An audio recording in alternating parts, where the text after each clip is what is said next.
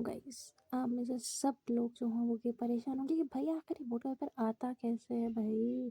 तो आज मैं आप लोगों को बताऊंगी कि आखिर इस बोर्ड के पेपर में होता क्या है। ये कोई अजूबी चीज़ नहीं है गाइस, तो आप लोग कुछ परेशान ना हो। वैसे एक पीस ऑफ पेपर है, just need to know how to attempt it. सबसे पहले आपको इन्विजिलेटर्स जो होंगे वो आपको देंगे एमसीक्यूज। अब ज़्यादातर लोग इस चीज़ में वो कांड कर जाते हैं कि भाई एमसीक्यूज में क्या करना होता है। सबसे पहले एक वहाँ ऊपर लिखा होगा वर्जन नंबर, या आपके ऑलरेडी पेपर में गिवन होगा। तो उसमें परेशान है, ये तो फर्स्ट टाइम का पेपर है मेरे पास, आप देख सकते हैं। तो इसमें यहाँ पर इसलिए ये खाली दिया हुआ है। फिर आगे होगा रोल नंबर, आपके पास होगा 6 डिजिट्स या 5 डिजिट्स का रोल नंबर होगा, वो आप लोगों ने उसको फिलअप करना होगा। फॉर एग्जाम्पल मैं एक बड़ा चिंदी रोल नंबर लिखने वाली हूँ, जो है 0 1 2 3 4 5 6 एंड दैट्स इट, ठीक है। इसको हम लिख लेंगे यहाँ पे, और हमें ये देखना होगा कि जहाँ पे ज़ीरो लिखा है हमने उस रो को देखना है, जहाँ ज़ीरो है उसको फिल कर देना है। सब वन की रो में जाएंगे, जहाँ वन है उस बबल को फिल कर देंगे।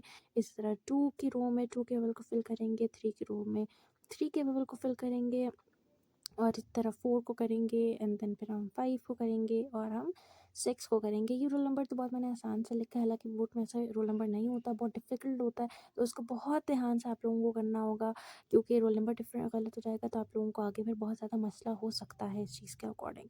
अब यहाँ पे देखिए मेरे पास कैंडिडेट्स नेम है। कैंडिडेट्स नेम यहाँ नहीं होता, ये फर्स्ट टाइम पेपर है, तो यहाँ पर टीचर्स को चेक करने के लिए हमें ये चीज़ लिखनी पड़ती है, लेकिन बोर्ड में हमारे पास कैंडिडेट्स नेम नहीं होगा गिवन।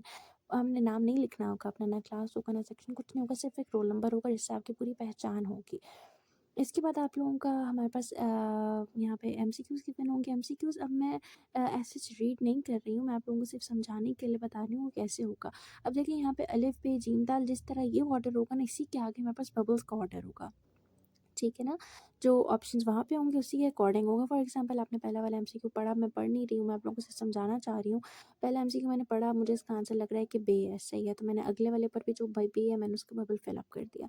इसी तरह मैंने एमसीक्यू 2 पढ़ा, मुझे लग रहा है कि इसका जो आंसर है वो भी बे है, तो मैंने उसको भी बे की जगह फिल कर दिया।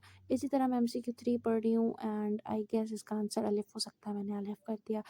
फोर्थ पढ़ा, मुझे इसका ऑप्शन सी लग रहा है, मैंने सी कर दिया। इसी तरह मैंने हर एक एमसीक्यू गौर से पढ़ा और मैंने इसके आंसर्स को फिलअप कर दी। मैं रैंडम कर रही हूँ, कोई मुझे ये ना कहे कि मैंने गलत करा है सही करा है।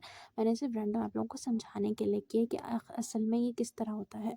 तो अब आप लोग भी समझ गए होंगे किस तरह होना है। ये मेरे पास उर्दू का पेपर है, इसमें हमारे पास टोटल जो होते हैं वो आई गेस, हाँ, हमारे पास टोटल 20 एमसीक्यूज हो जाते हैं, जिसको हमने इसके अकॉर्डिंग फिल करना होता है। Stay tuned for